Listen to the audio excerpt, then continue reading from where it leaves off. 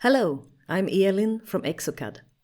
In this exoplan tutorial, I will show you the new features in our exoplan 3.0 Galway release for both the implant planning part and the guide creator module.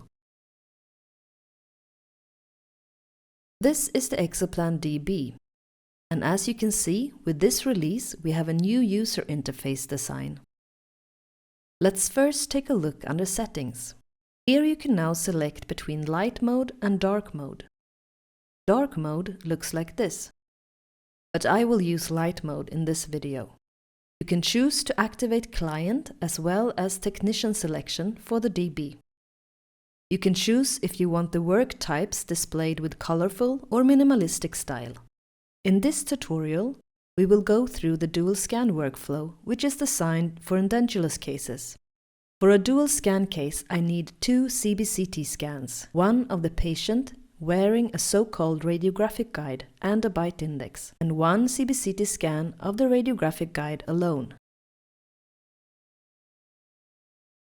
I click Implant Planning to start the workflow. The software is intended to be used only by dental professionals with sufficient medical training in dental implantology and surgical dentistry.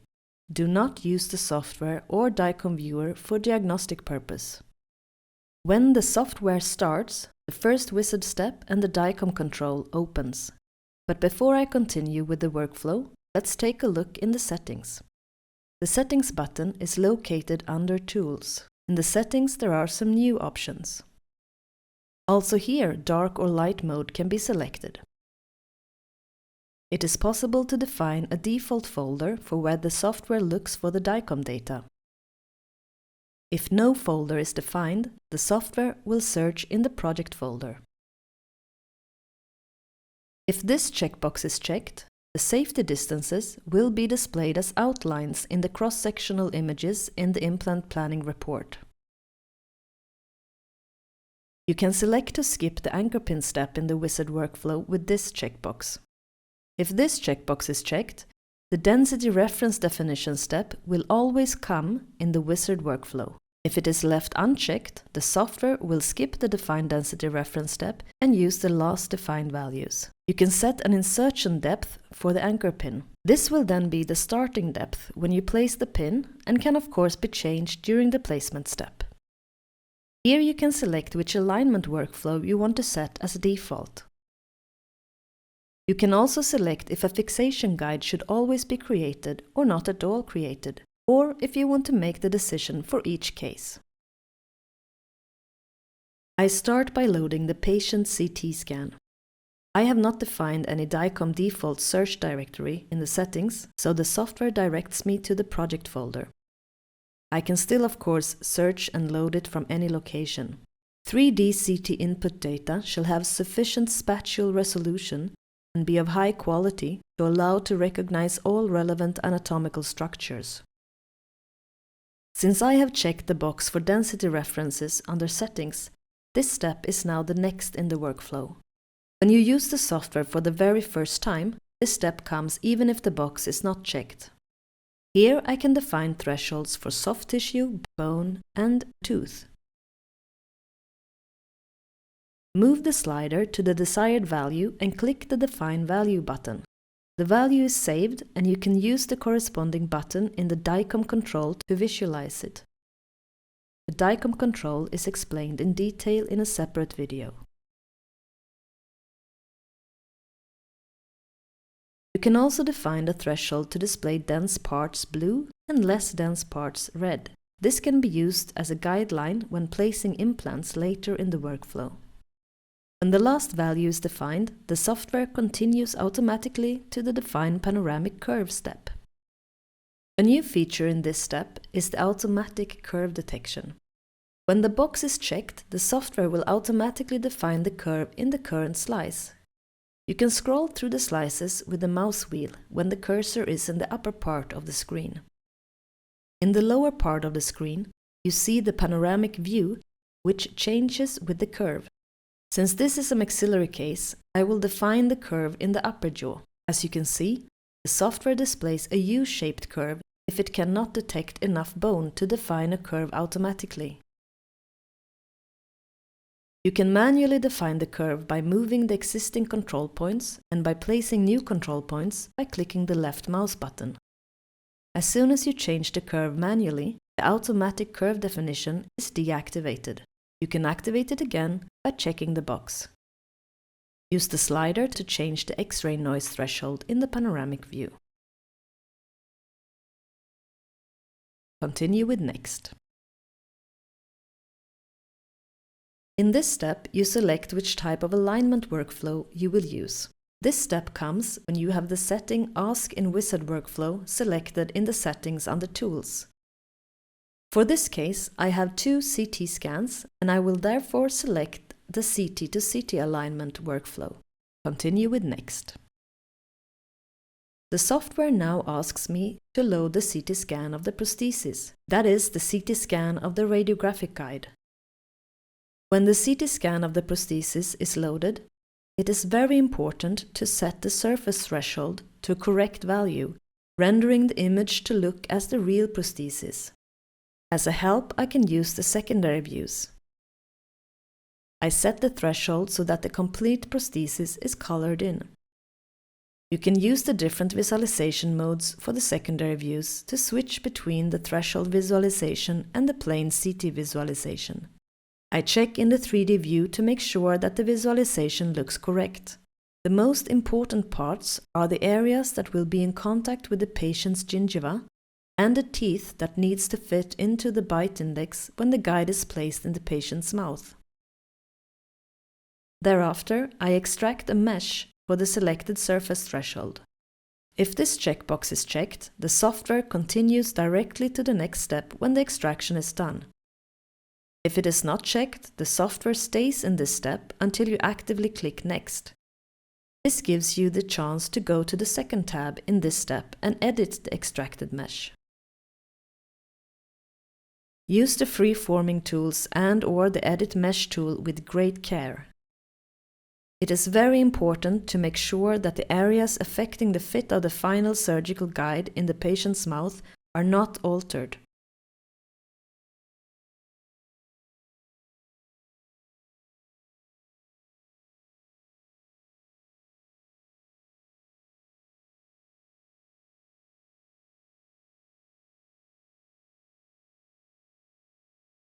When Next is clicked, the software continues to the alignment step, and the alignment is automatically performed over the radiopaque markers present in both patient scan and prosthesis scan.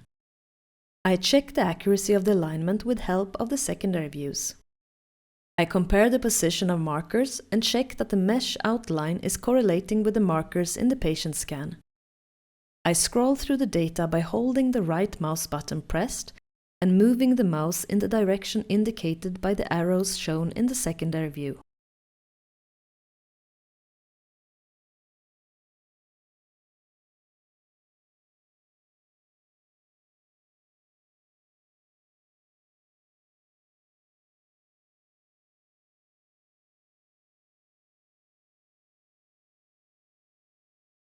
If needed, I can switch to manual alignment and carefully adjust the alignment. I can move and rotate the prosthesis mesh in both the 3D view and in the secondary views, except for the secondary view panorama, using the left mouse button for moving and control button plus left mouse button for rotating. It is also possible to move and rotate the mesh using the arrow keys plus control key on the keyboard. With this slider, you can set a step size for the movement done with the arrow keys. Aligning the CT data is a sensitive process which must be performed accurately. Click here to accept and evaluate the manual alignment. In this case, I will undo the manual alignment completely, since the automatic alignment worked perfectly. I will now go back one step to the part of the alignment that the software automatically performed.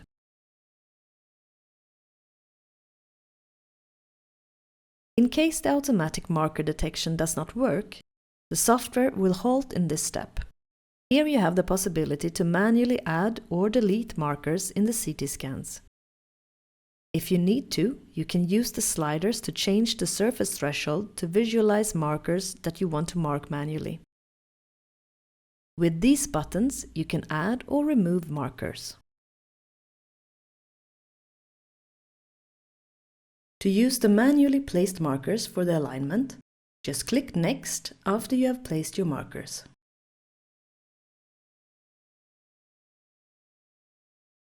If you have performed an external alignment and there is no need for alignment within exoplan, you can switch to the Evaluation tab and select to continue with acceptable external alignment.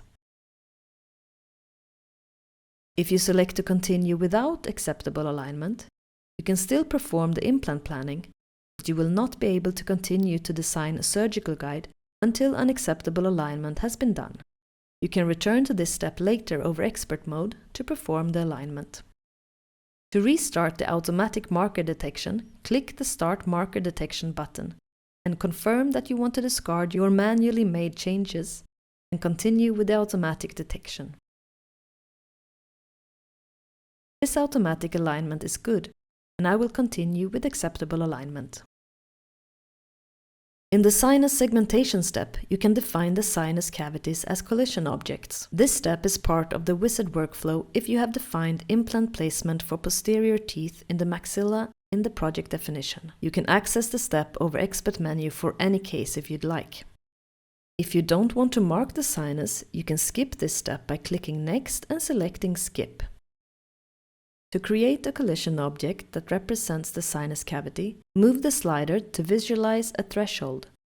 Set the threshold so that the sinus cavity is clearly distinguished in the secondary views, and click with the left mouse button in the middle of the sinus in one of the secondary views. Then start the segmentation and click the corresponding button to create a collision object from the segmentation.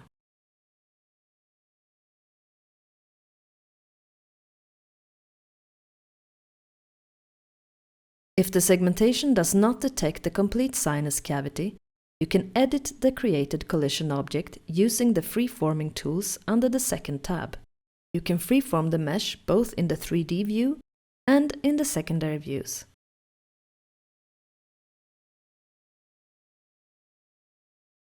Hold Tab pressed when you want to remove material or flatten material.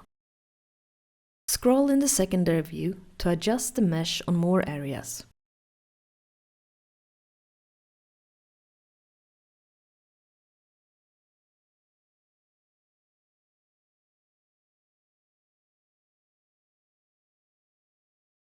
Continue with Next.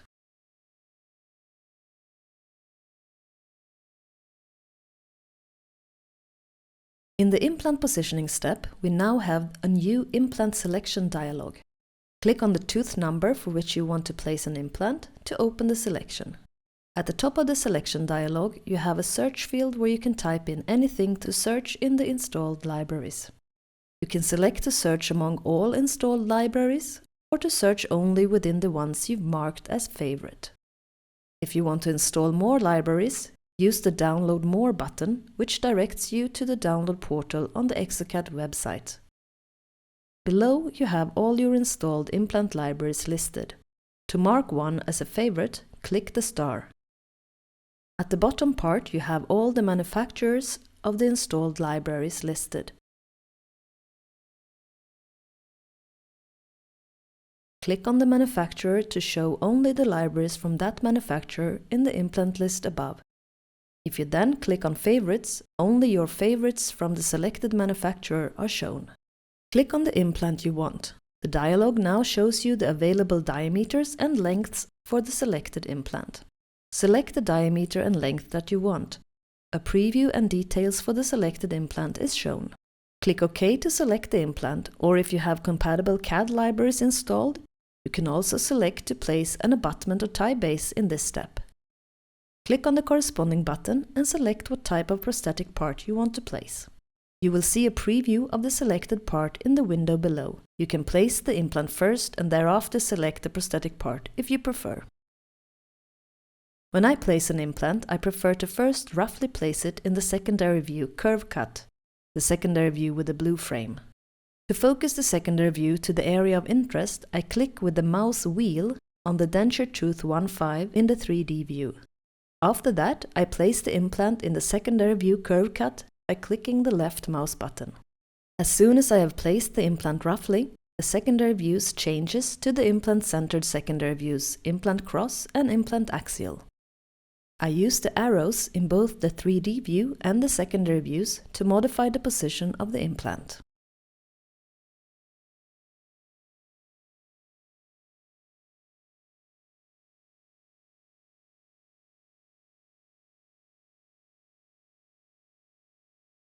To enlarge the secondary view, click the Focus/Unfocus button. I scroll the secondary views by holding the right mouse button and moving the mouse in the direction indicated by arrows in the view. To enlarge the 3D view, click the Focus/Unfocus button in the enlarged secondary view. To place the next implant, click the tooth number to select an implant. The previously placed implant type is already selected. Just click OK to place the same type as before, or select a different implant if desired before clicking OK.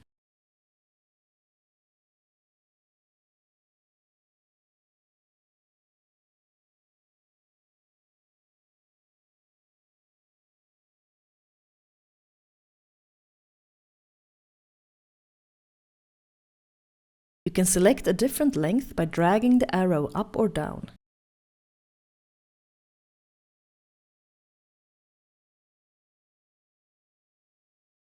You can select a different diameter by holding Shift and scrolling the mouse wheel when the mouse cursor is over the active implant.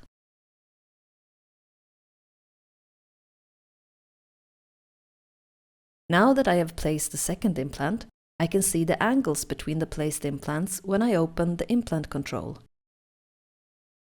I can also see the angles between the prosthetic parts.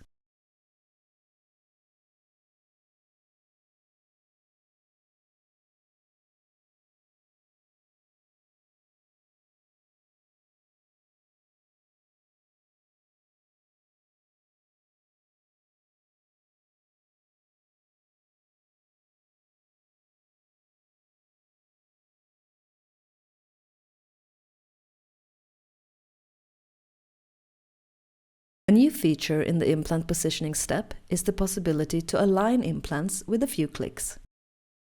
If you right-click the active implant in the 3D view, you have the option to align the implant direction or the prosthetic part's direction to another implant or to the direction of the prosthetic part of another implant.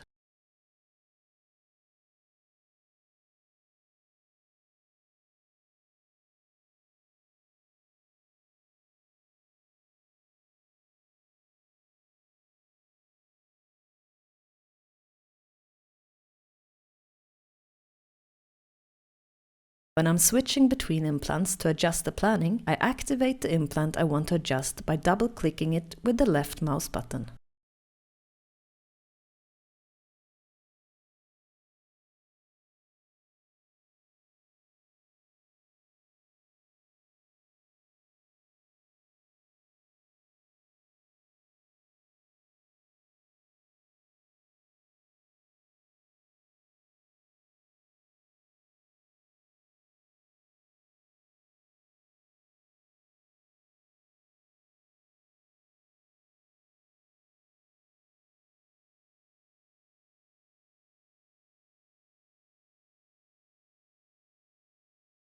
I use the hotkeys to hide and show the scene objects easily without using the Show Hide menu. For example, to hide, hold the Control button pressed and click on the mesh object with the mouse wheel. You can hide and show the CT data with key D for DICOM. A summary of the hotkeys can be found on the exocad wiki website.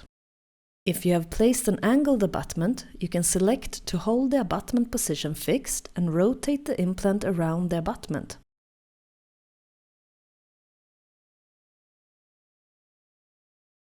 Since I have created a collision object for the sinuses, I get a collision if I come too close to the sinus with my implant. This collision must be solved before I can continue to the next workflow step.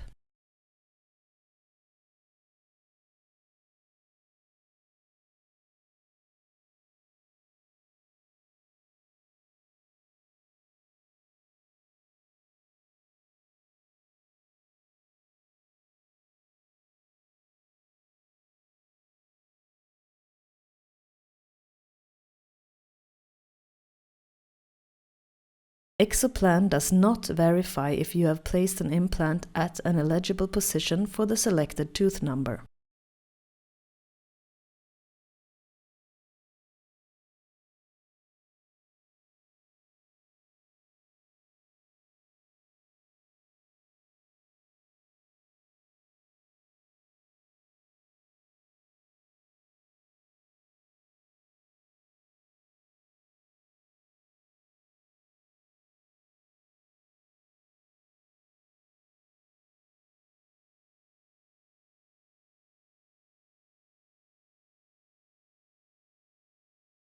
If you, in the implant positioning step, realize that you need to place more or less implants that you originally planned, you can open the Change Implant setup by clicking Add Remove Implant. Just make your selection and apply it. Continue with Next. A new feature for Galway is the option to place anchor pins in the planning. If you have selected the CT to CT alignment workflow, this step is part of the wizard workflow.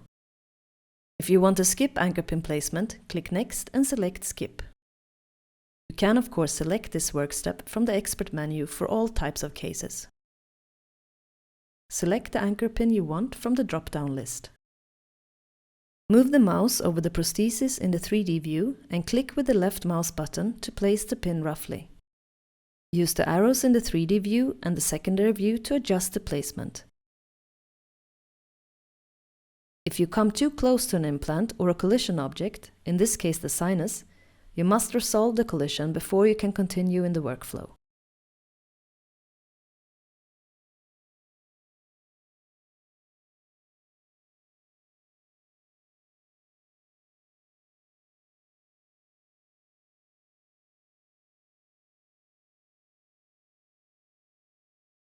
The anchor pins have a safety distance which can be changed with the slider in the workstep window. To add another pin, use the Add New Anchor Pin button.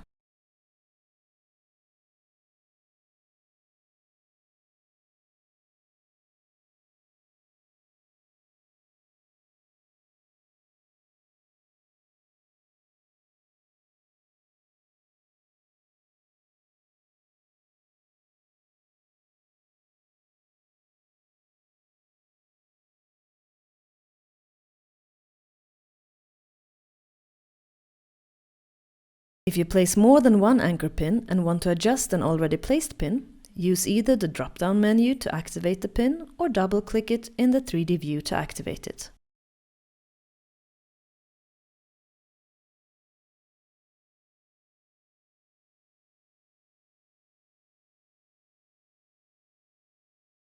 Continue with Next. Now we are in the sleeve placement step. Since I selected an implant type that is fully guided, the software places the fully guided sleeves automatically. In this case, not all placed implants have the same diameter and are not compatible to the same sleeves. When working in the wizard mode, the software starts by placing sleeves for one of the implant diameters first. I continue with Next to place the rest of the sleeves.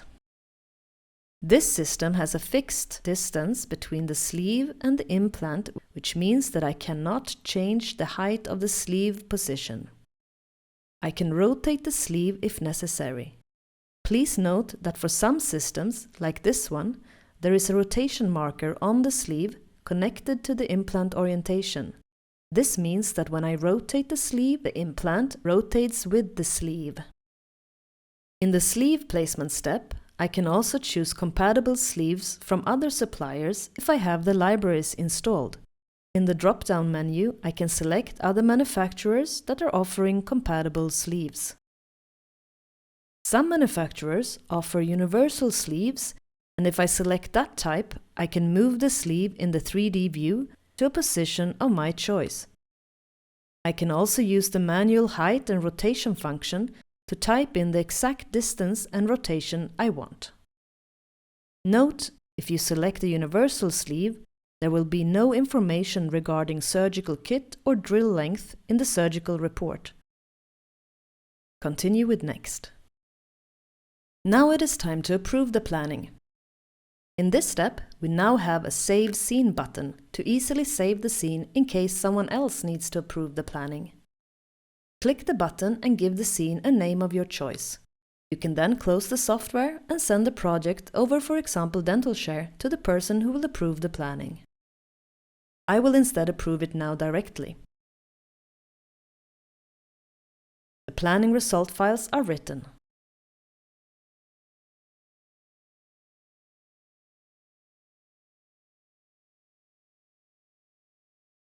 We can easily look at the report by clicking this button. New in the Implant Planning report is that we now have the DICOM information from both the patient DICOM and the prosthesis DICOM present. Also, the prosthetic direction angles are shown. At the end, we have the anchor pin overview and detailed information for each anchor pin. I continue with Next to the design of the surgical guide.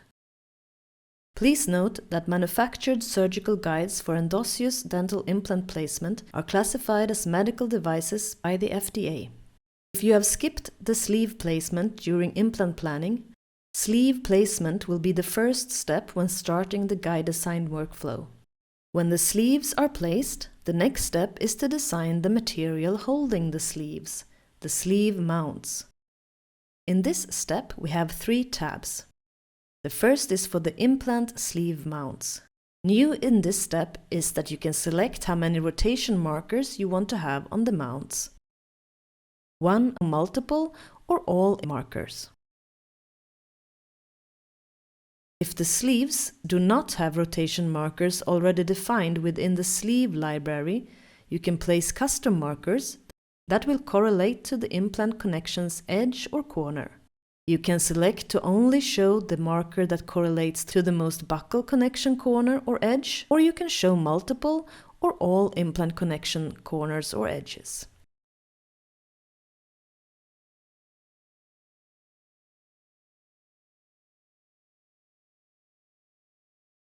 The second tab is for the anchor pin mounts, which you can design separately from the implant sleeve mounts.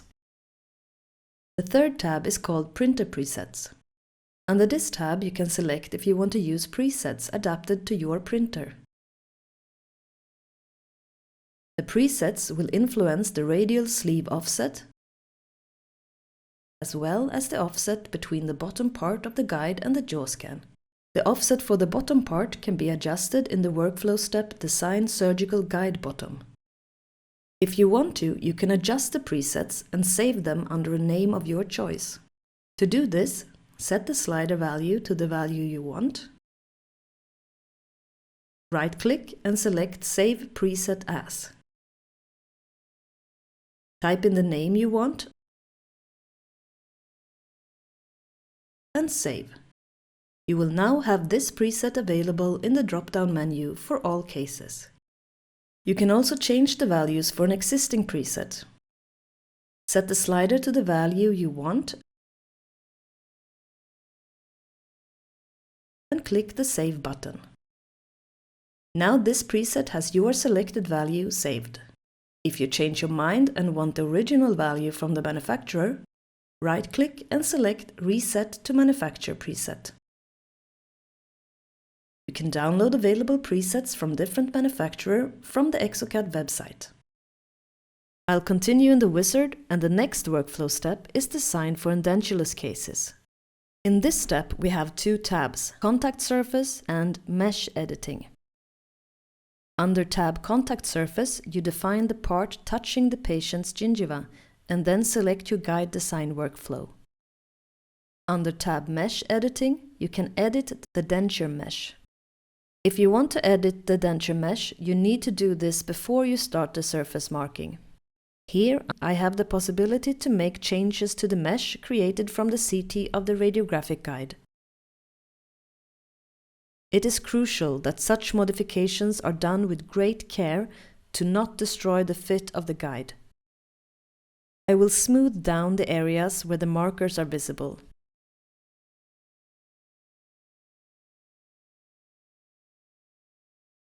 Since the mesh is created from the DICOM data of the prosthesis, there can be artifacts within the mesh. You can use the mesh editor to cut away those areas, since they could cause problems in the merging of the guide later. For this mesh, it is not necessary. Be very careful when editing the mesh so that the fit of the guide is not destroyed. On the tab Contact Surface, I mark the surface that will be in contact with the patient's gingiva. You can either use the brush tool and paint the contact surface, or you can use the spline tool to outline the contact surface. It is important that you mark the surface correctly. Click on Show More to see examples of right and wrong marking.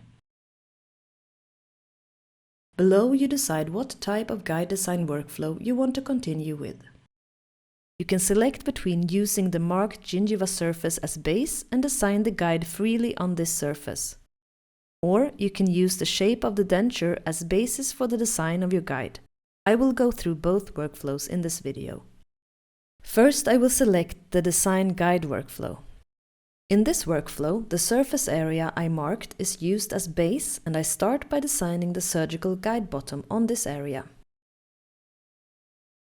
The offset value is already set due to the printer preset I selected earlier when I designed the sleeve mounts.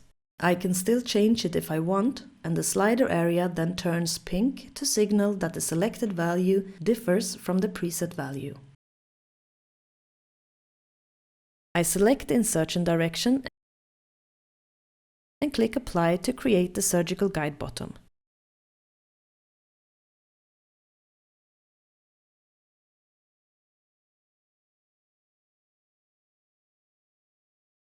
I continue with Next and can now draw a curve to mark the outline of my guide.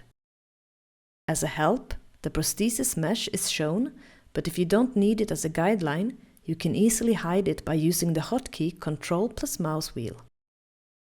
You can use this hotkey to hide any mesh object in the 3D view. Place the mouse cursor on the object you want to hide, hold the Ctrl button pressed and click on the mesh object with the mouse wheel. To show the object again, hold Shift plus Ctrl and click with the mouse wheel.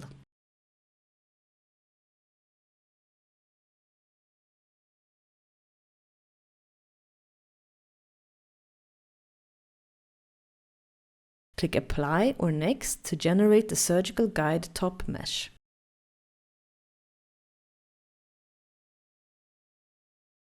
In the next step, I can place attachments to the surgical guide. A new attachment type for exoplan 3.0 Galway is the Mount Connector attachment. Just click on two mounts that you want to connect, and the software adds a connector. If the mounts are close enough, the connector gets a nice organic form.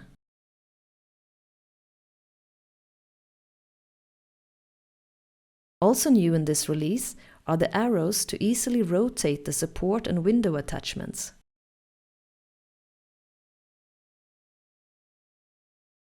It is also possible to morph the shape.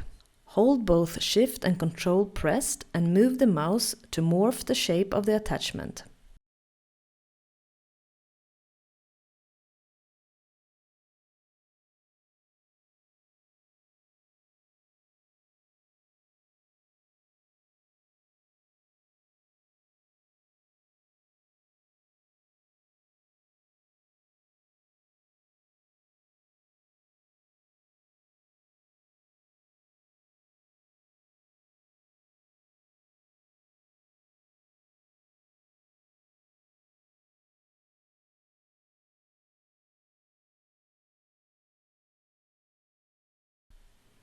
Continue with Next.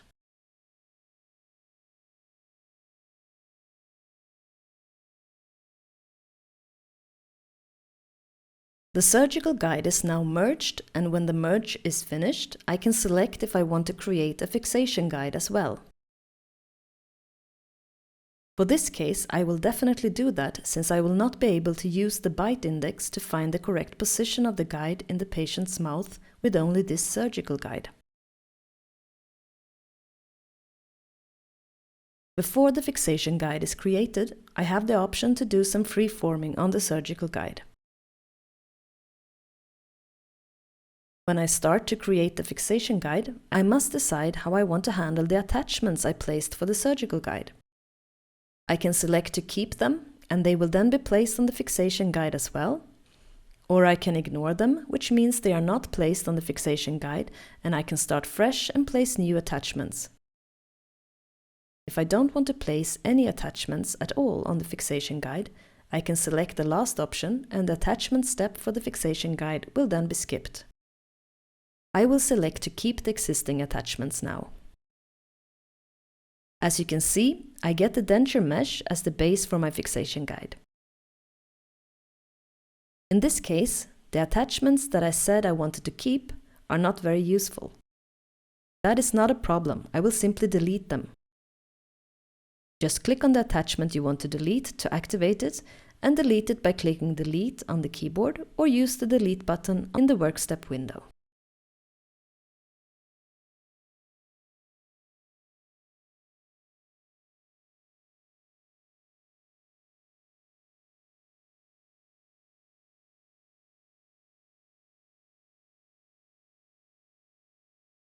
The patient name I will keep, but I will place it a bit different and change the text a little.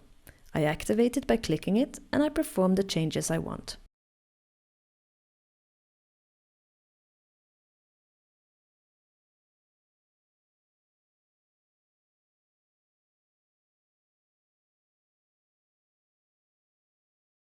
I continue with Next, and the fixation guide is merged.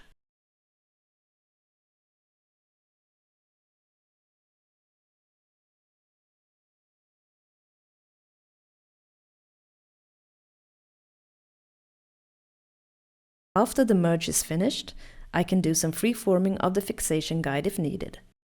Since I did some free-forming already in the Edit Mesh step earlier, there is no need to do further changes in this case.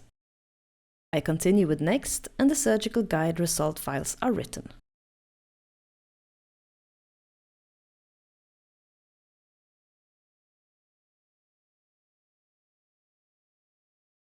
I now have a fixation guide that will be placed in the patient's mouth together with the bite index to find the position for the anchor pins.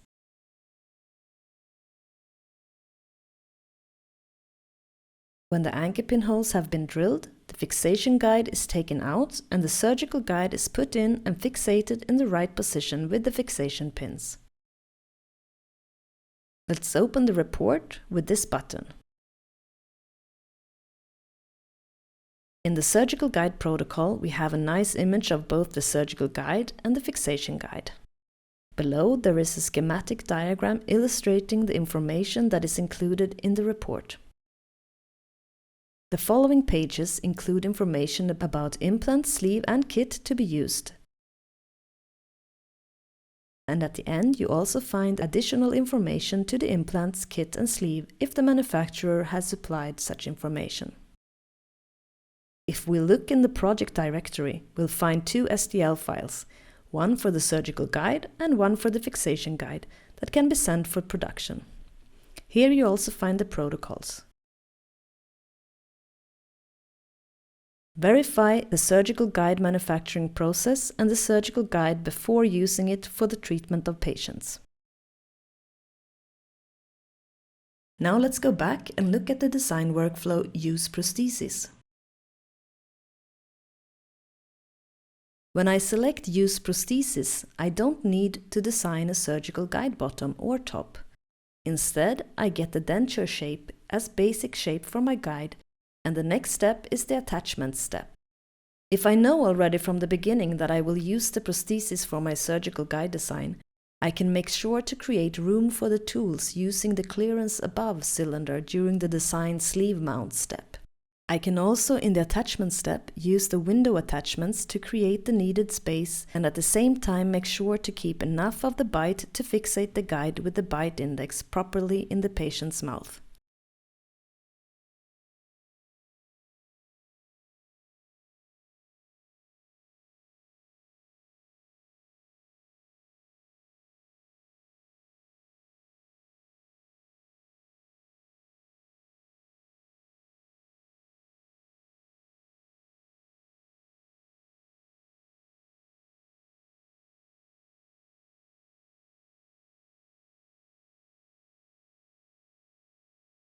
I continue with Next.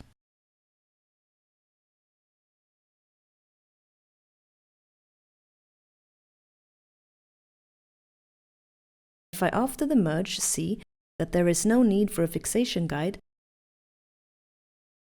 I just click Next and can do some free-forming if needed. I can of course also create a fixation guide if I want to.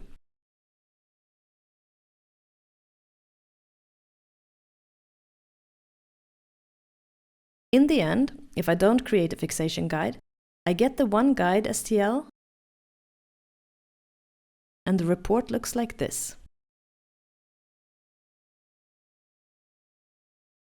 This surgical guide will then be placed in the patient's mouth with the bite index to find the correct position. The anchor pins are placed and the implant surgery can start. Thank you for watching.